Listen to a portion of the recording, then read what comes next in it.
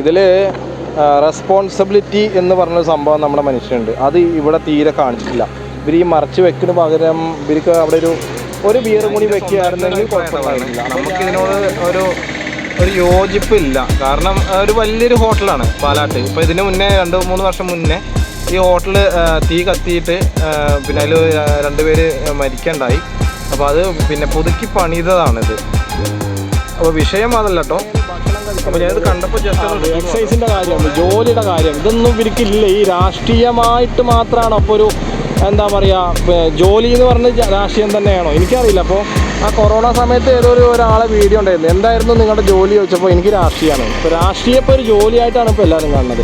അപ്പോൾ ഇനിയിപ്പോൾ വരും തലമുറയിലെ ആളുകൾ പിന്നെ അവർ പറയുന്ന ഒരു കാര്യം എന്താ വെച്ച് കഴിഞ്ഞാൽ, എന്താ മോനെ നിനക്ക് ജോലി എന്ന് വെച്ച് കഴിഞ്ഞാൽ എനിക്ക് രാഷ്ട്രീയമാണ് ഏതാണ് എന്ന് കഴിയുമ്പോൾ അവർ ഇതേമാതിരി എന്തെങ്കിലുമൊക്കെ പറയുന്നുണ്ടാവും. ഏത് പാർട്ടിയിൽ നമ്മൾ പറയുന്നത് ഇല്ലെങ്കിൽ ഈ റോഡ് നോക്കുന്ന ആൾക്കാരുണ്ടാവും. ഈ പ്രത്യേകിച്ച് ഈ കാഞ്ഞിരപ്പുഴ മണ്ണാർക്കാട് മുനിസിപ്പാലിറ്റിക്കാരോട് ഞാൻ പറയണത്, ഇവിടെ ഈ സൈഡത്തെ കാടൊക്കെ ഒന്ന് വെട്ടി തന്നാൽ ആളുകൾക്ക് നടക്കാനേ.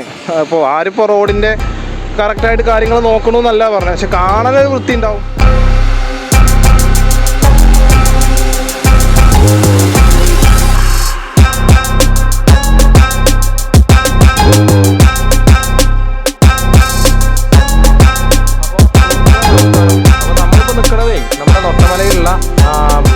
പാലാട്ട് റെസിഡൻസ് ഹോട്ടലിൻ്റെ മുന്നിലാണ്. അപ്പോൾ ഞാൻ വെറുതെ വന്നതാണ്. ഇപ്പോൾ ഞായറാഴ്ചയല്ലേ, അപ്പോൾ വെറുതെ ഒന്ന് കറങ്ങാം. രാവിലെ തന്നെ വലിയ ഓട്ടവും കാര്യങ്ങളൊന്നും ഉണ്ടായിരുന്നില്ല. അപ്പോൾ ശരിക്കും വിഷമത്തിലാണ് എന്നും കൂടി പറയാം. അപ്പോൾ നമ്മുടെ ഈ നൊട്ടമല ഇറക്കത്തിലാണ് ഈ പാലാട്ട് ഹോട്ടലുള്ളത്. നമ്മുടെ മണ്ണാർക്കാട്ടുകാർക്കും പാലക്കാട്ടുകാർക്കും കോഴിക്കോട്ടുകാർക്കും എല്ലാവർക്കും അറിയണ കാര്യം തന്നെയാണ്. ഇത് ഭക്ഷണം കഴിച്ചിട്ടുണ്ടാവും അധികം പേര്. അപ്പോൾ ഞാനിവിടെ സെക്യൂരിറ്റിക്കാരനെ കണ്ടു. ഇതിന് മുമ്പ് നമുക്കറിയുന്ന ഒരാളിനെയാണ്. അപ്പോൾ മൂപ്പര് വാഹനങ്ങൾ ഇങ്ങനെ പോകുമ്പോൾ പിന്നെ മൂപ്പരിങ്ങനെ കൈ കൊണ്ട് ഭക്ഷണം കഴിക്കാൻ വരൂ എന്ന് പറഞ്ഞിട്ട് ഇങ്ങനെ കൈ കൊണ്ട് അങ്ങനെ ആംഗ്യം കാണിക്കുന്നുണ്ട്. അപ്പോൾ വല്ലാത്തൊരു എന്താ പറയുക വിഷമം എന്ന് പറഞ്ഞാൽ നമ്മളൊക്കെ വിശപ്പിന് വേണ്ടി അലയുന്നവർ തന്നെയാണ്. അപ്പോൾ അവർ പിന്നെ ഭക്ഷണം കഴിക്കാൻ വേണ്ടിയിട്ട് ആ ഹോട്ടലിലേക്ക് വിളിച്ച് വരുത്താണ്. ഞാൻ എൻ്റെ സ്വന്തമായിട്ടുള്ളൊരു അഭിപ്രായമായിട്ടാണ് പറയുന്നത്. നമുക്കിതിനോട് ഒരു യോജിപ്പില്ല. കാരണം ഒരു വലിയൊരു ഹോട്ടലാണ് പാലാട്ട്. ഇപ്പോൾ ഇതിന് മുന്നേ 2-3 വർഷം മുന്നേ ഈ ഹോട്ടൽ തീ കത്തിയിട്ട് പിന്നെ അതിൽ 2 പേര് മരിക്കണ്ടായി. അപ്പോൾ അത് പിന്നെ പുതുക്കി പണിതതാണിത്. അപ്പോൾ വിഷയം അതല്ല കേട്ടോ. അപ്പോൾ ഞാനിത് കണ്ടപ്പോൾ ജസ്റ്റ് ഒന്ന് എടുത്തു എന്ന് മാത്രം. അപ്പോൾ അവിടെ ഈ ആളുകളെ പിന്നെ ഒന്നാമത് ചില 2-3 വീഡിയോയിലൊക്കെ ഞാൻ കണ്ടിട്ടുണ്ട്. അത് അത്ര നല്ലൊരു പരിപാടിയല്ല എന്നുള്ളത്. കാരണം ഈ വാഹനം ഓടിച്ച് പോകുന്ന ഡ്രൈവർമാരുടെ ശ്രദ്ധ തെറ്റാനും ഒക്കെ വഴിയുണ്ട് എന്ന് പറഞ്ഞിട്ട് 2-3 വീഡിയോ ഞാൻ കണ്ടിട്ടുണ്ടായിരുന്നു. പക്ഷെ അങ്ങനത്തെ ഒരു വീഡിയോ അല്ല ഞാൻ പറയണത്. അപ്പോൾ ഇത് ഒരു എന്താ പറയുക, പിന്നെ ഈ പുറത്ത് നിന്നിട്ട് ആളുകളെ വിളിച്ച് കയറ്റുന്ന ഒരു പരിപാടി അത്ര വലിയ ഒരു ശരിയല്ല എന്നാണ് ഞാൻ പറഞ്ഞത്. കാരണം നമ്മുടെ ഇപ്പോഴത്തെ സമൂഹത്തിൽ ആളുകൾ പൊതുവെ ഇപ്പോൾ സെക്യൂരിറ്റി എന്നൊക്കെ പറയുമ്പോൾ വളരെ വില കുറച്ച് കാണുന്ന ഒരു സമൂഹമാണ് നമ്മുടെ. അപ്പോൾ സെക്യൂരിറ്റിക്കാർക്ക് എന്നല്ല, ആർക്കും ഇപ്പോൾ പൊതുവെ വില ഇല്ല. അപ്പോൾ ഈ ഹോട്ടലിന് ഈ പാലാട്ട് ഹോട്ടൽ എന്ന് പറഞ്ഞാൽ അത്യാവശ്യം നല്ല നിലയും വിലയും പേരും ഉള്ളൊരു ഹോട്ടലാണ്. നമ്മുടെ ചെയർമാൻ്റെ ഒരു ഹോട്ടലും കൂടിയാണിത്. അപ്പോൾ അവിടെ എന്താ വെച്ച് കഴിഞ്ഞാൽ ആളുകളെ വിളിച്ച് ഞാനിപ്പോൾ ഇയാളെ പണി നിർത്തണമെന്നോ അല്ലെങ്കിൽ പണിക്ക് വരണ്ട എന്നുള്ള രീതിയിലല്ല പറഞ്ഞത്. അപ്പോൾ ഇതൊരു അത്ര വലിയ രസമായിട്ട് എനിക്ക് തോന്നിയില്ല. കാരണം നമ്മുടെ ഈ പിന്നെ ചെറിയ വിവരമില്ലാത്ത വിദ്യാഭ്യാസമില്ലാത്ത സമൂഹം പല രീതിയിലും ഇവരെ കാണുന്നുണ്ട്. അതായത് പിന്നെ ഒരു അർത്ഥമില്ലാത്ത രീതിയിലൊക്കെ കാണുന്നുണ്ട്. സെക്യൂരിറ്റിക്കാരൻ വിളിച്ച ആരാണ് ഹോട്ടലിലേക്ക് ഭക്ഷണം കഴിക്കാൻ വരിക? അവർക്ക് വിശക്കുമ്പോഴല്ലേ ഭക്ഷണം കഴിക്കാൻ ഹോട്ടലിലേക്ക് കയറി വരിക. ഞാൻ അങ്ങനെ ചിന്തിക്കുന്ന ഒരാളാണ്. അപ്പോൾ ഈ സെക്യൂരിറ്റിക്കാരൻ വിളിക്കണത് അല്ലെങ്കിൽ പിന്നെ ഭക്ഷണം കഴിക്കാൻ വിളിക്കണത് ആരെങ്കിലും അത് അയാളൊരു കൈ കൊണ്ട് അങ്ങനെ ആംഗ്യം കാണിക്കുകയോ അല്ലെങ്കിൽ ഭക്ഷണം കഴിക്കാൻ വരുമെന്ന് കാണിച്ചു കഴിഞ്ഞാൽ അങ്ങനെ വരുന്നവരുണ്ടോ? എൻ്റെ അഭിപ്രായത്തിലില്ല. കാരണം ഈ ഹോട്ടലിലേക്ക് വരുന്നത് വിശന്നിട്ട് ഭക്ഷണം കഴിക്കാൻ വേണ്ടി വരുന്നതാണ്. അല്ലാതെ സെക്യൂരിറ്റി വിളിച്ചിട്ട് ഒരിക്കലും ഭക്ഷണം കഴിക്കാൻ ഒരിക്കലും വരില്ല. അപ്പം ഇതാണ് ഇതിപ്പോഴത്തെ എൻ്റേതായ ഒരു അഭിപ്രായം. അപ്പോൾ കുഴപ്പമില്ല എന്നും പറയാം, എന്നാൽ അതിൽ ചെറിയ കുഴപ്പങ്ങളുണ്ട്. അപ്പോൾ നമുക്ക് നമ്മുടേതായ പ്രശ്നത്തിലേക്ക് കടക്കാം.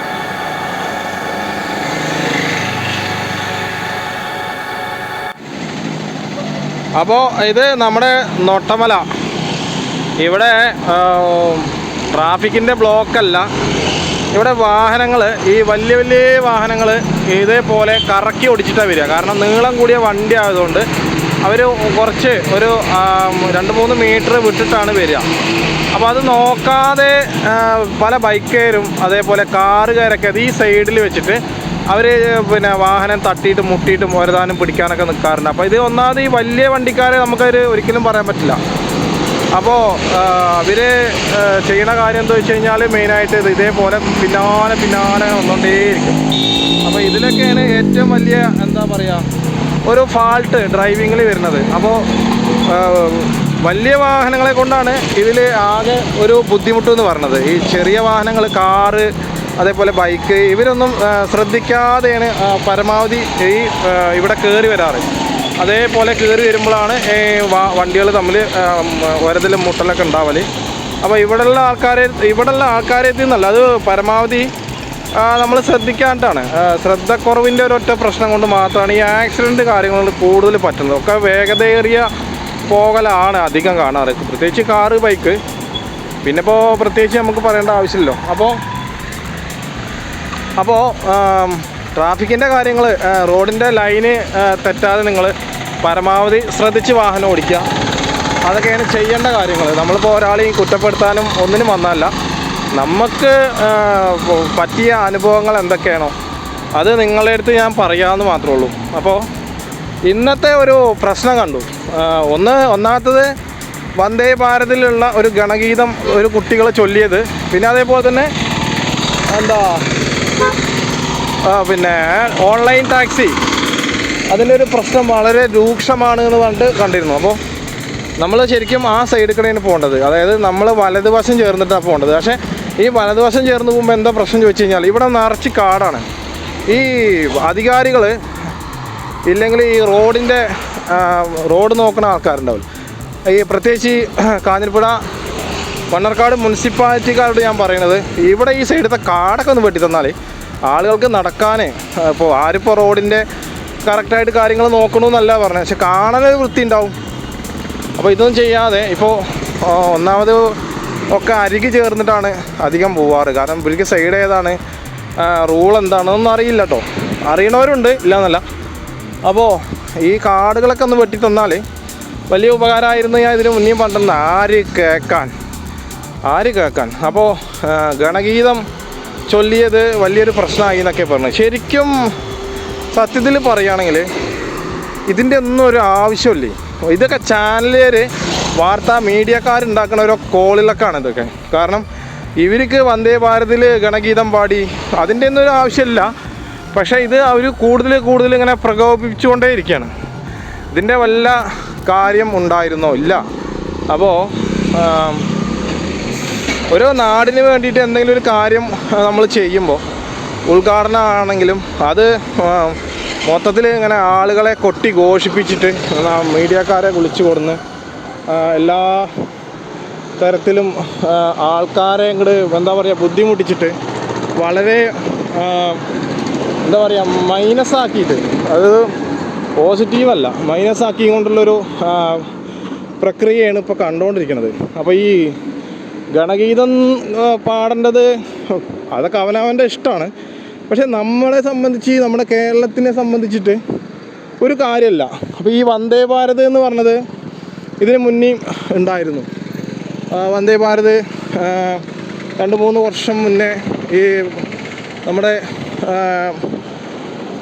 കേരളത്തിലൂടെ ഓടിക്കൊണ്ടിരുന്നൊരു ട്രെയിൻ തന്നെയാണ്. ഇപ്പോൾ പുതിയൊരു ട്രെയിൻ വന്നു എന്ന് മാത്രമേ ഉള്ളൂ. എന്താണ് പുതിയൊരു ട്രെയിനിൻ്റെ ഒരു എന്താ പറയുക ഒരു ആഘോഷം.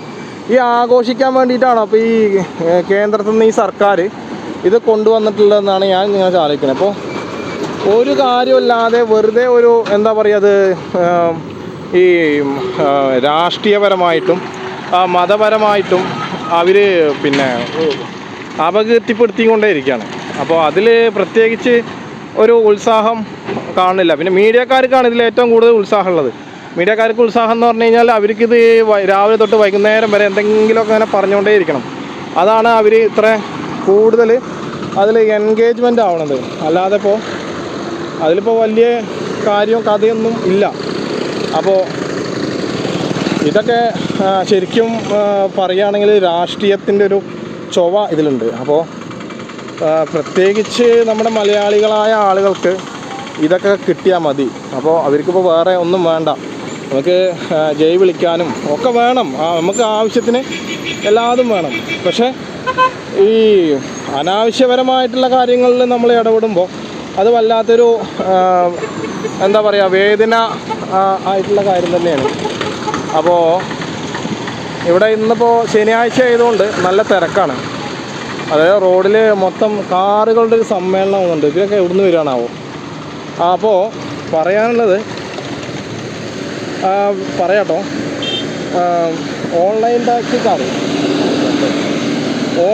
ടാക്സി എന്ന് പറഞ്ഞത് യൂബറിനെ കുറിച്ചിട്ടൊക്കെയാണ് പറയുന്നത്. അപ്പോൾ ഗണേഷ് കുമാർ ഗതാഗത മന്ത്രി പറഞ്ഞിട്ടുണ്ടായിരുന്നു തടയണമെന്നോ അങ്ങനെ എന്തൊക്കെ പറഞ്ഞിട്ടുണ്ടായിരുന്നു. അപ്പോൾ അതിനനുകൂലമായിട്ടും ഇവർ കണ്ട വണ്ടികളൊക്കെ തടുക്കുകയാണ്. അപ്പോൾ ഇത്ര വിദ്യാഭ്യാസം ഉള്ളൂ നമ്മുടെ മലയാളിക്ക് എന്ന് ഞാൻ ചിന്തിക്കണത്. എന്താലേ നമ്മുടെ മലയാളി എത്ര മാറിപ്പോയി. അപ്പോൾ ഇതിപ്പോൾ ആരുടെ കുഴപ്പം കൊണ്ടോ വെച്ച് കഴിഞ്ഞാൽ ഭരണത്തിൻ്റെ കുഴപ്പമാണോ ആയിരിക്കാം, അല്ലെങ്കിൽ ഈ ഏതെങ്കിലും യൂണിയൻ വലിയ ശക്തമായിട്ടുള്ള യൂണിയനിൽ പെട്ടതുകൊണ്ടായിരിക്കോ അതും പറയാൻ പറ്റില്ല. ഏതെങ്കിലും ആളുകളുടെ നിർബന്ധം കൊണ്ടായിരിക്കോ അതും പറയാൻ പറ്റില്ല. അപ്പോൾ നമുക്ക് ശരിക്കും പറഞ്ഞാൽ എന്താ പറയാൻ പറ്റുക? ഒന്നും നമുക്ക് പറയേണ്ട ഒരു രീതിയിലല്ല നമ്മളിപ്പോൾ. അപ്പോൾ എങ്ങനെയാണെന്ന് ചോദിച്ചു കഴിഞ്ഞാൽ ഇതിപ്പോൾ ഇവിടെ കൊണ്ട് അവസാനിക്കില്ല. നമ്മളിപ്പോൾ ആ ഒപ്പിട്ടതിന് ശേഷം, അതായത് നമ്മൾ ആ PM ശ്രീ പദ്ധതിയിൽ ഒപ്പിട്ടില്ല, ആ ഒപ്പിട്ടതിന് ശേഷമാണ് ബാക്കിയുള്ള കാര്യങ്ങളൊക്കെ ഓരോന്നായിട്ട് ഇങ്ങനെ പുറത്ത് ചാടിക്കൊണ്ടേയിരിക്കണം. അതിന് ആരാണ് കാരണം ചോദിച്ചു കഴിഞ്ഞാൽ നമ്മൾ തന്നെയാണ്. അല്ലാതെ പുറത്തുനിന്ന് ഒരാൾ പോയിട്ട് നമ്മളെ കേരളത്തിൽ ആരെങ്കിലും പോയിട്ട് ഒരിക്കലും ചെയ്തതല്ല, തീരുമാനം എടുത്തതല്ല. ഇത് ഇവിടുത്തെ ആളുകൾ എടുത്ത ഒരു ചെറിയ ഒരു പൊട്ടത്തരത്തിൻ്റെ ഇതാണ് അത് കാണുന്നത്. അപ്പോൾ ഇതിൽ വന്ന കമൻറ്റുകൾ നിങ്ങൾ കാണണം. അവനവൻ്റെ വീട്ടിൽ പോയി പാടിക്കൂടെ, അവനവൻ്റെ പിന്നെ ഓഫീസിൽ പോയി പാടിക്കൂടെ, ട്രെയിനിലാണോ, പിന്നെ നിൻ്റെ വീട്ടിൽ നിന്ന് കൊണ്ടുവന്ന സ്വത്തല്ല, ജനങ്ങളുടെ സ്വത്താണ്. ശരി, ഒക്കെ അംഗീകരിച്ചു, ജനങ്ങളുടെ സ്വത്ത് തന്നെയാണ്. അപ്പോൾ ഈ ജനങ്ങളുടെ സ്വത്ത് പറയുമ്പോൾ ശരിക്കും ഇവിടെ ഒരു ബിയറിൻ്റെ കുപ്പിയൊക്കെ കാണുന്നു കേട്ടോ.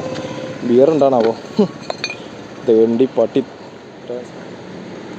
ഇതിൽ റെസ്പോൺസിബിലിറ്റി എന്ന് പറഞ്ഞൊരു സംഭവം നമ്മുടെ മനുഷ്യനുണ്ട്. അത് ഇവിടെ തീരെ കാണിച്ചിട്ടില്ല. ഇവർ ഈ മറച്ച് വെക്കുന്നതിന് പകരം ഇവർക്ക് അവിടെ ഒരു ബിയറും കൂടി വെക്കുകയായിരുന്നെങ്കിൽ കുഴപ്പമുണ്ടായിരുന്നില്ല. അപ്പോൾ ഞാൻ അന്ന് പറഞ്ഞ പോലെ എന്താണെന്നോ, ഇവിടെ ക്യാമറ ഉണ്ടായിട്ടൊരു കാര്യമല്ല, ഒരു പ്രസക്തി ഇല്ല. ക്യാമറ എന്ന് പറയാനുള്ളത് അവിടെ കാണുന്ന സൂര്യൻ മാത്രമേ ഉള്ളൂ, പിന്നെ ആകാശത്ത് വരുന്ന ചന്ദ്രനും. അപ്പോൾ മലയാളികളെ കൊണ്ട് നമ്മൾ ഇനി പൊറുതി മുട്ടാൻ പോവുകയാണ്. അവരുടെ വിദ്യാഭ്യാസം കറക്റ്റായിട്ട് കാണിക്കും. അപ്പോൾ ഞാൻ അന്ന് പിന്നെ നിങ്ങളുടെ അടുത്ത് കാണിച്ചു തന്നിട്ടുണ്ടായിരുന്നു മറ്റേ അവിടെ ഈ ഇലക്ട്രിസിറ്റി പോസ്റ്റിൽ ഒരു വലിയൊരു പന്തൽ വകരവള്ളി അപ്പയും കുറുന്തോട്ടിയൊക്കെ കയറിയിട്ട്. അപ്പോൾ അത് ഇപ്പോൾ വരുമ്പോൾ അവിടെ അടിയിൽ അത് പിന്നെ പകുതി വെട്ടി മാറ്റിയിട്ടുണ്ട്. അപ്പോൾ അത് എന്താണാവോ വെട്ടി മാറ്റിയെന്ന് അറിയില്ല. എന്തായാലും നല്ല പരിപാടി ആയിട്ട് തോന്നുന്നില്ല. പക്ഷേ അത് മൊത്തത്തിൽ എടുക്കായിരുന്നു. എന്നാൽ പിന്നെ ആ സ്ട്രീറ്റ് ലൈറ്റ് കാണുമല്ലോ. വെളിച്ചം ഇവിടെ ഉണ്ടാവാൻ ചാൻസ് ഇല്ല അങ്ങനെയാണെങ്കിൽ, കാരണം മൊത്തം കാടും പൊന്തയൊക്കെ ആയിട്ട് കിടക്കുകയാണ്. അപ്പോൾ ഈ കേരളം എന്ന് പറഞ്ഞത് ആർക്കും വേണ്ട. നമ്മുടെ കേരളത്തിന് ആർക്കും വേണ്ട. കേരളത്തിൽ വേണ്ടത് എന്താ അറിയോ? കുറേ കള്ളപ്പണം, കുറേ മദ്യം, പിന്നെ കുറേ ലോട്ടറി, പിന്നെ കുറേ പീഡനം, പിന്നെ കുറേ വെട്ടും കൊലയും കുത്തും. പിന്നെ എന്താ വെച്ച് കഴിഞ്ഞാൽ അതന്നെ അങ്ങനെയാണ് ഇപ്പോൾ കേരളത്തിൻ്റെ സ്ഥിതി. കാരണം ഈ അധികാരികൾക്ക് കേരളത്തിലെ ജനങ്ങളോടുള്ള പ്രബുദ്ധത അങ്ങനെ എന്തൊക്കെ ഉണ്ട് ഇത്രേ, അതൊന്നും ഇവർ കാണിക്കുന്നില്ല. ഇവിടുത്തെ അധികാരികൾക്ക് എന്താണ് വേണ്ടത് അറിയോ? പരമാവധി ജനങ്ങളെ ദ്രോഹിക്കുക. അതുമാത്രമല്ല, ജനങ്ങളുടെ അടുത്ത് എന്തൊക്കെ കാര്യമുണ്ടോ, എന്തൊക്കെ പൈസ ഉണ്ടോ അതൊക്കെ ജനങ്ങളിൽ നിന്ന് വാങ്ങുക. എന്നിട്ട് ജനങ്ങൾക്ക് കിട്ടാനുള്ള അവകാശങ്ങളും എല്ലാതും അതങ്ങോട്ട് മുടക്കുക. അതാണ് ഇപ്പോൾ ഉണ്ടാവുന്നത്. ഇപ്പോൾ ആദ്യം പറഞ്ഞ പോലെ ഇത് ഒരു കണക്കിന് പോവില്ല, അത് ഒരു കണക്കിന് പോകാനുള്ള ചാൻസ് ഇല്ല. ഇവിടെയൊക്കെ എന്ത് ഭംഗിയായിട്ട് നിലനിർത്തേണ്ട ഒരു സ്ഥലമാണെന്ന് അറിയും. ഞാനിങ്ങനെ ഈ പട്ടി കുരയ്ക്കണ മാതിരി കുരച്ചിട്ട് എന്താ പ്രയോജനം? ആരും കാണാനല്ല ശരിക്കും. അപ്പോൾ പിന്നെ ഇവിടെ നിന്ന് നോക്കിക്കഴിഞ്ഞാൽ നല്ലൊരു സീനറിയും കൂടിയാണ്. പക്ഷേ ഇവിടുത്തെ ആ സിറ്റുവേഷൻ അത്ര വലിയ രസമല്ല. ആരെയും കാണാനുള്ള സമയമല്ല, അതാണ് സംഭവം. അപ്പോൾ പിന്നെ ഇനിയിപ്പോൾ പറയാനുള്ളത് പിന്നെ ഗണഗീതത്തെക്കുറിച്ചിട്ട് കൂടുതലും വാർത്താ മാധ്യമങ്ങൾ ചോദിക്കണത് ആരെടുത്ത് അറിയോ? പരമാവധി ഈ ഉന്നത രാഷ്ട്രീയത്തിലുള്ള ആൾക്കാരാണ്. അതായത് പിന്നെ ഉന്നത രാഷ്ട്രീയം എന്ന് പറഞ്ഞാൽ ഒരു പാർട്ടി എന്നല്ല. ഒന്നാമത് ഇപ്പോൾ നമ്മുടെ മുഖ്യമന്ത്രി കൂടി, നമ്മുടെ മുഖ്യമന്ത്രിയൊക്കെ മരിച്ചുപോയി, ഉമ്മൻചാണ്ടി സാറ്. ഇപ്പോൾ ഉള്ള മുഖ്യമന്ത്രി അല്ലല്ലോ. നമ്മുടെ മുഖ്യമന്ത്രി ആണെങ്കിൽ നമ്മുടെ മുഖ്യമന്ത്രി പറയും ജനങ്ങളുടെ അടുത്ത് ജനങ്ങൾക്ക് വേണ്ട കാര്യങ്ങൾ ചെയ്തു കൊടുക്കുമ്പോഴല്ലേ നമ്മുടെ മുഖ്യമന്ത്രി നമുക്ക് പറയാനുള്ള അവകാശമുള്ളൂ. ഇത് നാട്ടുകാർക്ക് വേണ്ടിയിട്ട് ചെയ്തു കൊടുക്കുമ്പോൾ എങ്ങനെയാണ് നമ്മുടെ മുഖ്യമന്ത്രി പറയാം? ഒരിക്കലുമല്ല. അപ്പോൾ തമിഴ്നാട്ടിലുണ്ടൊരു മുഖ്യമന്ത്രി, അതേപോലെ തന്നെ നമ്മുടെ എല്ലാ സ്ഥലത്തും ഓരോ മുഖ്യമന്ത്രി ഉണ്ട്. പിന്നെ അവരൊക്കെ ചെയ്യണ പരിപാടി എന്താ? ജനങ്ങൾക്ക് വേണ്ടിയിട്ട് ഓരോ കാര്യങ്ങൾ ചെയ്തു കൊടുക്കുക, ജനങ്ങൾക്ക് വേണ്ടിയിട്ടുള്ള ഓരോ അവകാശങ്ങൾ നേടിക്കൊടുക്കുക. ഇതൊന്നും ചെയ്യാതെയാണ് നമ്മുടെ മുഖ്യമന്ത്രി. പിന്നെ VS അച്യുതാനന്ദൻ മരിച്ചു പോയപ്പോൾ മൂപ്പര് എന്താ ചെയ്തത്? മൂപ്പര് വേഗം പിന്നെ ഫ്ലൈറ്റ് കയറി ദുബായിക്ക് പോയി. അതാണോ ചെയ്യേണ്ടത്? ആ ചടങ്ങുകളൊക്കെ കഴിഞ്ഞിട്ടല്ലേ പോവുക. അപ്പോൾ ഇതാണ് നമ്മുടെ ചെയ്യണത്. ഇതാണ് മൂപ്പര് ചെയ്തിട്ടുള്ള കാര്യമാണ് പറഞ്ഞത്. ചെയ്തിട്ടുള്ള കാര്യം നമ്മൾ പിന്നെ പ്രത്യേകം എടുത്ത് പറയണ്ടല്ലോ. അപ്പോൾ പിന്നെ രാഷ്ട്രീയക്കാരോട് ചോദിക്കാതെ ഒരു പൊതുസമൂഹത്തിൽ ആരെടുത്തെങ്കിലും പോയി ചോദിക്കുക, അവിടെ ഗണഗീതം പാടിയത് ശരിയായോ, അല്ലെങ്കിൽ ഗണഗീതം അവിടെ ആ ട്രെയിനിൽ വെച്ച് പാടിയത് തെറ്റായോ, എന്താണ് അവരുടെ അഭിപ്രായങ്ങൾ ചോദിക്കുക. ഇത് രാഷ്ട്രീയക്കാരെ വിളിച്ചിട്ട് ഇനി രാത്രി അന്തിച്ചർച്ചയാവും. അന്തിച്ചർച്ചയിൽ പറയണത് ഒക്കെ പിന്നെന്താ പറയുക, ഒന്നര നല്ല സാധനം ഇട്ടിട്ട് വരുന്ന ആൾക്കാരാണ്. ഇവർ പറയണെന്താ തന്നെ ഈ അവതാരകർക്ക് മനസ്സിലാവില്ല, ഈ കാണുന്ന പ്രേക്ഷകർക്ക് മനസ്സിലാവില്ല. പിന്നെ ഒരു സാധാരണക്കാരനെ വിളിച്ചിട്ട്, അത് ഏതൊരു നാട്ടിലാണെങ്കിലും ഒരു അത്യാവശ്യം നല്ലൊരു ആളുണ്ടാവും. ഇനിയിപ്പോൾ മോശപ്പെട്ട ആളെ കൊണ്ടുവരികയാണെങ്കിൽ ഏറ്റവും നല്ലൊരു റീച്ചിനുള്ളൊരു വകയായി. ഇത് അതല്ല ചെയ്യണേ. ഇവർ പകുതി അരമുറി പഠിപ്പുമായിട്ട് വരുന്ന കുറേ രാഷ്ട്രീയക്കാരുണ്ട്. ശരിക്ക് വേദിയിൽ വെച്ചിട്ടൊന്ന് പ്രസംഗിക്കാൻ പോലും കഴിയാത്ത രീതിയിലുള്ള പിന്നെ രാഷ്ട്രീയ നിരീക്ഷകരുണ്ട്. എന്തുട്ട് രാഷ്ട്രീയ നിരീക്ഷണം? ഈ കേരളത്തിൽ മാത്രമേ ഉള്ളൂ ഇപ്പോൾ ഈ രാഷ്ട്രീയ നിരീക്ഷകർ. ഇവർക്ക് വേറെ ഒരു പണിയില്ലേ? അല്ല, ഈ രാവിലെ മുതൽ വൈകുന്നേരം വരെ ഇവരെങ്ങനെയാണ് ഭക്ഷണം കഴിക്കുന്നത്, അല്ലെങ്കിൽ എക്സസൈസിൻ്റെ കാര്യം, ജോലിയുടെ കാര്യം, ഇതൊന്നും ഇവർക്കില്ല. ഈ രാഷ്ട്രീയമായിട്ട് മാത്രമാണോ ഇപ്പോൾ ഒരു എന്താ പറയുക, ജോലി എന്ന് പറഞ്ഞ രാഷ്ട്രീയം തന്നെയാണോ? എനിക്കറിയില്ല. അപ്പോൾ ആ കൊറോണ സമയത്ത് ഒരാളെ വീഡിയോ ഉണ്ടായിരുന്നു, എന്തായിരുന്നു നിങ്ങളുടെ ജോലി ചോദിച്ചപ്പോൾ എനിക്ക് രാഷ്ട്രീയമാണ്. അപ്പോൾ രാഷ്ട്രീയം ഇപ്പോൾ ഒരു ജോലിയായിട്ടാണ് ഇപ്പോൾ എല്ലാവരും കാണുന്നത്. അപ്പോൾ ഇനിയിപ്പോൾ വരും തലമുറയിലെ ആളുകൾ പിന്നെ അവർ പറയുന്ന ഒരു കാര്യം എന്താ വെച്ച് കഴിഞ്ഞാൽ, എന്താ മോനെ നിനക്ക് ജോലി എന്ന് വെച്ച് കഴിഞ്ഞാൽ എനിക്ക് രാഷ്ട്രീയമാണ്, ഏതാണ് എന്ന് ചോദിക്കുമ്പോൾ അവർ ഇതേമാതിരി എന്തെങ്കിലുമൊക്കെ പറയണ്ടാവും. ഇനിയിപ്പോൾ ഏത് പാർട്ടിയെന്ന് നമ്മൾ പറയേണ്ട ആവശ്യമില്ലല്ലോ. ഇവിടെ കേരളത്തിൽ മാത്രമാണ് ഈ ഒരു പരിപാടി നടക്കുള്ളൂ. എന്ത് രാഷ്ട്രീയം? വേറൊന്നുമല്ല. അപ്പോൾ ഇറങ്ങി ആശുപത്രിയിൽ നിന്ന് പ്രസവിച്ചിട്ട് 1 വയസ്സ് കഴിഞ്ഞാൽ പിന്നെ ആ കുട്ടീനെ രാഷ്ട്രീയത്തിൽ ചേർക്കേണ്ട ഒരവസ്ഥ വരികയാണ്. വരാതിരിക്കില്ല. അങ്ങനത്തെ ഒരു കാലഘട്ടത്തിലേക്കാണ് നമ്മുടെ കേരളം പോയിക്കൊണ്ടിരിക്കുന്നത്. ഇവിടെ ഇപ്പോൾ ആരും തിരിച്ചറിയുന്നില്ലല്ലോ. ആരെയും തിരിച്ചറിയാനുള്ള ഒരു കഴിവ് ഇവിടെ കൊടുത്തിട്ടുള്ളത് ഒരാളും തിരിച്ചറിയുന്നില്ല. വഴിയെ പോകുന്ന, ഇപ്പോൾ ഞാൻ അവിടെ താഴത്തുനിന്നൊരു സെക്യൂരിറ്റിക്കാരൻ്റെ കഥ പറഞ്ഞ പോലെ, അവിടെ അയാൾ എന്നല്ല കേട്ടോ, നമ്മളൊക്കെ മനുഷ്യന്മാരാണ്. ഇപ്പോൾ വാർത്ത വരുന്നത് ഇപ്പോൾ ആരെങ്കിലും മരിച്ചു കഴിഞ്ഞാൽ RSSകാരൻ മരിച്ചു, CPMകാരൻ മരിച്ചു, കോൺഗ്രസ്സുകാരൻ മരിച്ചു, ഒരു മനുഷ്യൻ മരിച്ചു എന്ന് പറഞ്ഞിട്ട് വാർത്തകൾ കേട്ട് ഒരുപാട് വർഷമായി. അപ്പോൾ എന്താണ് ഇങ്ങനെ ഒരു നാട്? വേറെ എവിടെയെങ്കിലും ആണെങ്കിലും അങ്ങനെയല്ലല്ലോ. ഇപ്പോൾ തമിഴ്നാട്ടിൽ ഒരാൾ മരിച്ചാണെങ്കിൽ അങ്ങനെയല്ല പറയുക. അപ്പോൾ ബീഹാറത്തെയും ഗുജറാത്തെയും ഇവിടുത്തെയും ഒക്കെ കാര്യം നമുക്ക് ഒഴിവാക്കാം. ബാക്കിയുള്ള നമ്മുടെ കേരളത്തിൻ്റെ കാര്യം മാത്രമേ നമുക്കിപ്പോൾ പറയാൻ കഴിയുള്ളൂ. മറ്റുള്ള കാര്യത്തിൽ നമുക്ക് ഇടപെടാൻ പറ്റില്ല എന്നല്ല, ഇവിടുത്തെ കാര്യം കഴിഞ്ഞിട്ടില്ല അവിടെ. അപ്പോൾ ഇങ്ങനെ പോയാൽ നമ്മുടെ കേരളത്തിലെ പിന്നെ ഒന്നും ഉണ്ടാവാനുള്ള ചാൻസ് ഇല്ല. ഇനിയിപ്പോൾ അടുത്തത് വരാൻ പോകുന്നത് നിങ്ങൾ എന്തായാലും നമ്മളിങ്ങനെ വരാൻ പോവാ എന്ന് പറഞ്ഞിട്ട് ടിസ്റ്റ് പറയല്ല, ടിസ്റ്റ് വരുന്നതേ ഉള്ളൂ. ഈ 2026 അതായത് ഒക്ടോബർ, നവംബർ, ഡിസംബർ ഒരു 3 മാസം കഴിയട്ടെ. ഈ ഡിസംബർ കഴിഞ്ഞാൽ അറിയാം നിങ്ങൾക്ക് കേരളത്തിൽ തണുപ്പാണോ കൂടുതൽ അതോ പിന്നെ ചൂടാണോ എന്നുള്ളതൊക്കെ നിങ്ങൾക്ക് അറിയാം തീർച്ചയായിട്ടും. അപ്പോൾ എന്തായാലും നമുക്ക് ഇപ്പോഴത്തെ ഒരു അവസ്ഥയിൽ പറയാനുള്ളത് കുറച്ചേ പറഞ്ഞിട്ടുള്ളൂ. പറയാനൊക്കെ കുറേ ഉണ്ട്. പറഞ്ഞു കഴിഞ്ഞാൽ അതിങ്ങനെ നീണ്ടു പോകാമെന്നല്ലാതെ അതിലൊരു കമ്മി വരില്ല. അപ്പോൾ ഇതിപ്പോൾ നമ്മൾ കുറ്റമല്ല കേട്ടോ പറഞ്ഞത്, അത് കുറ്റമായിട്ട് ആരും അംഗീകരിക്കരുതേ.